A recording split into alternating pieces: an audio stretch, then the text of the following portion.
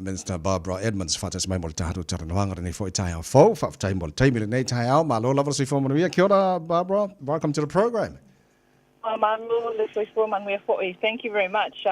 You missed one more title. I'm not sure if you were aware on Monday I was given the new Associate for Cyclone Recovery. So I'm working with the Minister of Finance, the new Minister for Cyclone Recovery, Grant Robertson, to support our regional ministers to be able to provide the recovery needs that they need for their areas. Okay, thank you, Honourable Minister. So can we start from the support and relief funds for the cyclone? Are you able to tell our community, Samoan community and Pacific community, available?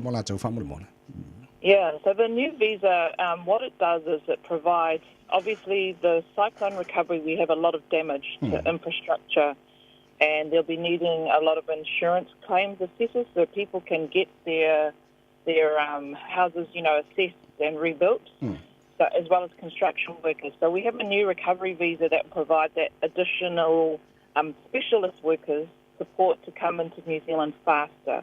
So the aim of the recovery visa is for everything to be processed within 7 days, but it is for specialist workers. So specialist workers like insurance assessors, infrastructure and utility engineers, technicians, heavy machinery operators, and debris removal workers. So basically what will happen is that the Public Service Commission, which is our, who's in charge of our public service, will work with Immigration New Zealand to identify, as well as medical assessors, and the framework to get those visa processing done really quickly.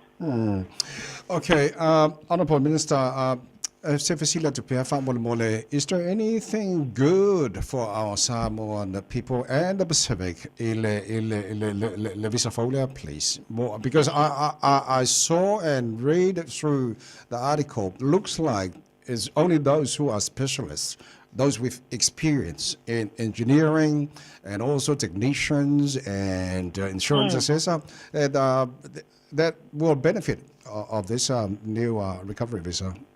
Yeah, absolutely. And it's for those additional skill specialists that we don't have here in New Zealand.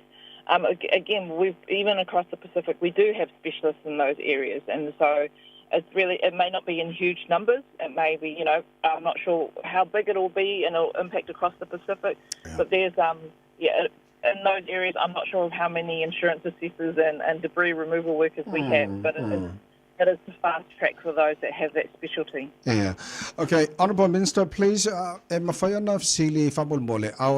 RSE workers, is there a chance for them to help with the cleaning that we're now facing, especially around Hawke's Bay? I know, Yes. So I understand. So what's happening is, the RSE workers are incredibly important for those orchards. So. And it's very variable. So some orchards are fine, and some aren't, and some are ready for picking, and some need to be cleaned up. Yeah. So they can do.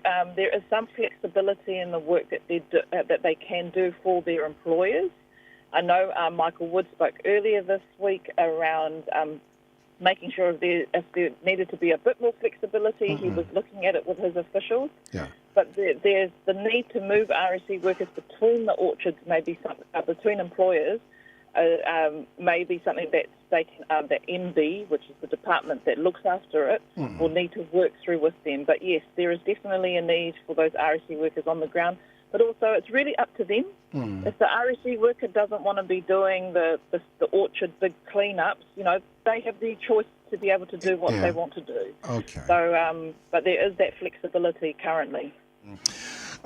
Honourable Minister Barbara Famole, if we can go back, let's about the relief funds and support more to the community, New Zealand. Is it today the last day, or is that right? For the state of emergency? Yes, yeah. Yeah, so the state of emergency was extended, but the thing around the state of emergency is some of the civil defence centres, such as the ones up in Auckland, they are tied to it. So yes, they are closing today.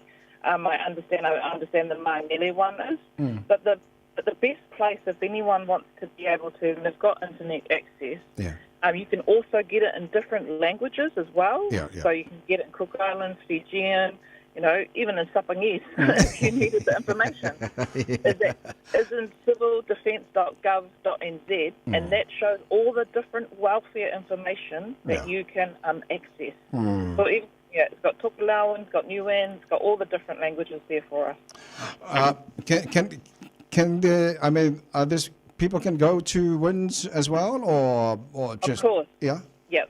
So if you need to be able to so there's different types of payments that are available for people that need support. So you can get financial support from Work and Income New Zealand. So you can call 0800 400 100 for help with emergency costs.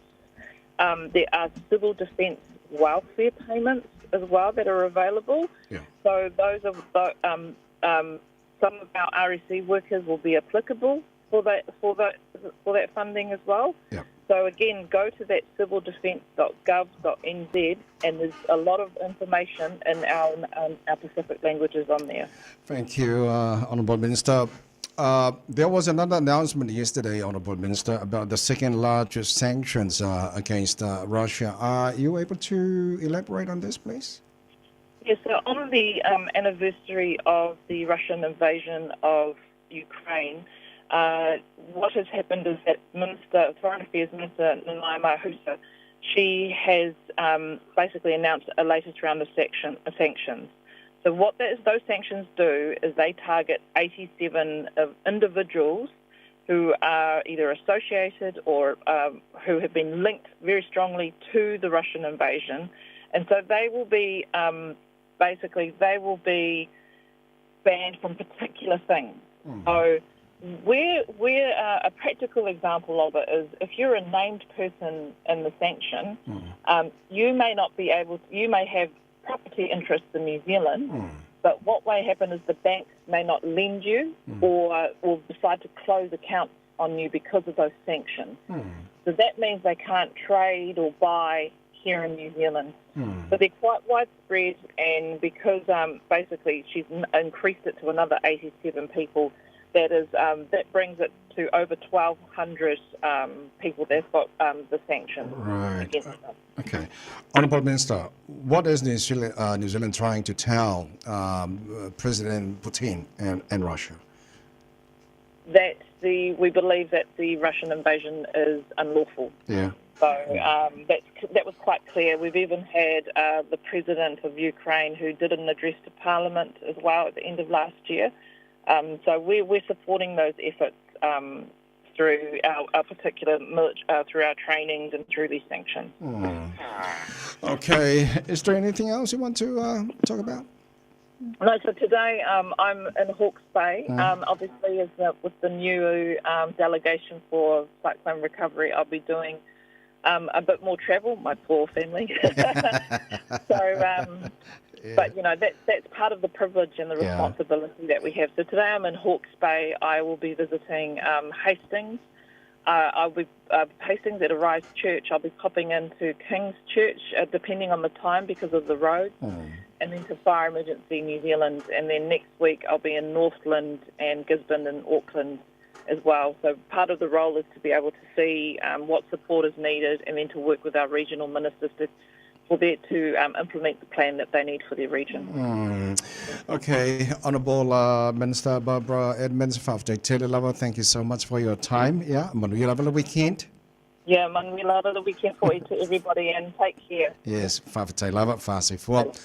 Yeah, Lieutenant Minister, Pacific, Honourable Minister Barbara Edmonds, in the